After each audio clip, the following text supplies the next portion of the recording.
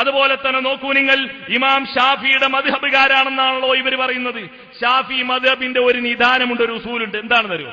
ഷാഫി മദ്ഹബിലെ ഏറ്റവും മഹാനായ പണ്ഡിതനായി അവർ കാണുന്ന ഇമാം നവവിയാണ്. അദ്ദേഹം എന്താ പറയുന്നതെന്ന് അറിയോ? മയ്യത്തുണ്ടോമ്പോ മുജാഹിദുകൾ ദിക്റെല്ലൂല.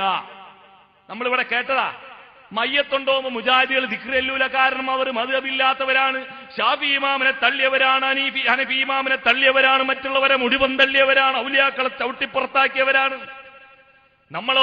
നമ്മളെല്ലാ ഔലിയാക്കന്മാരെയും പണ്ഡിതന്മാരെയും ഉദ്ധരണികളൊക്കെ സ്വീകരിച്ച ആളുകളാണ്. എന്നാൽ ഇമാം നവവിയുടെ അൽ അദ്കാറിൽ മയ്യത്ത് കൊണ്ടുപോകുമ്പോ എങ്ങനെയാ കൊണ്ടുപോകേണ്ടതെന്ന് അദ്ദേഹം പറയുന്നു. വഅലം അന്ന സവാബൽ മുഖ്താറ മാ കാന അലൈഹി സലഫ്.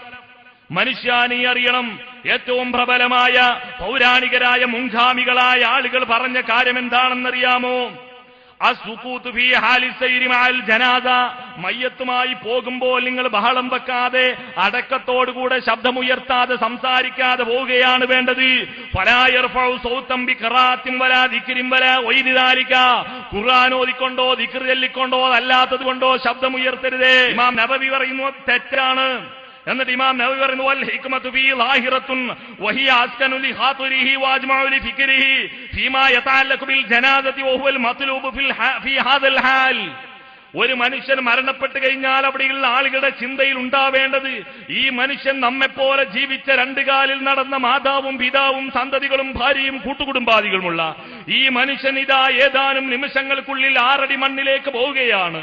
ഇവന്റെ ഭൗതിക ശരീരം ആ മണ്ണിൽ വെച്ചുകൊണ്ട്, മൂടുകല്ല് വെച്ചുകൊണ്ട്, മണ്ണിട്ടുകൊണ്ട് നമ്മളെല്ലാവരും വരികയാണ്. ഇനി അന്ത്യനാൾ വരെ അവൻ ആ മണ്ണിൽ കിടക്കുകയാണ്. അവന്റെ ശരീരം ദ്രവിക്കുകയാണ്.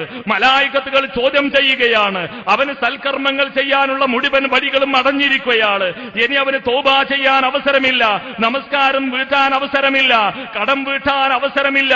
ഒരുപാട് തെറ്റുകൾ ചെയ്തിട്ടുണ്ടെങ്കിൽ അതിൽ നിന്ന് മോചനം നേടാൻ അവസരമില്ലല്ലോ എന്നൊക്കെ ചിന്തിച്ചുകൊണ്ട്, പടച്ചവനെ ഈ മനുഷ്യന്റെ ഖബറിനെ നീ വിശാലമാക്കണേ റബ്ബേ എന്ന് ഹൃദ്യമായ ഭാഷയിൽ മനസ്സുകൊണ്ട് പടച്ചവനോട് പ്രാർത്ഥിക്കാനാണ് ആ സമയം നിങ്ങൾ ഉപയോഗപ്പെടുത്തേണ്ടത് എന്ന് ഇമാം നവവി പറയുകയാണ്.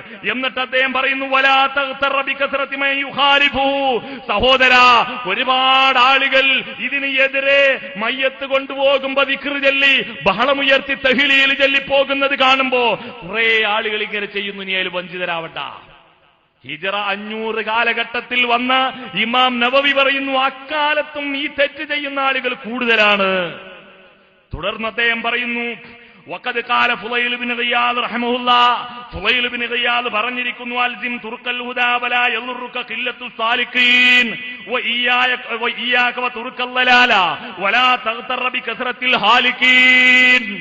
ഫുളൈൽ ഇബ്നു ഗിയാദ് പറയുന്നു, സഹോദരാ, നാശകാരികൾ വലിയ ആളുകൾ, നിരവധി ആളുകൾ ഈ പ്രവർത്തനം ചെയ്യുന്നത് കൊണ്ട് നീ വഞ്ചിതനാവണ്ട.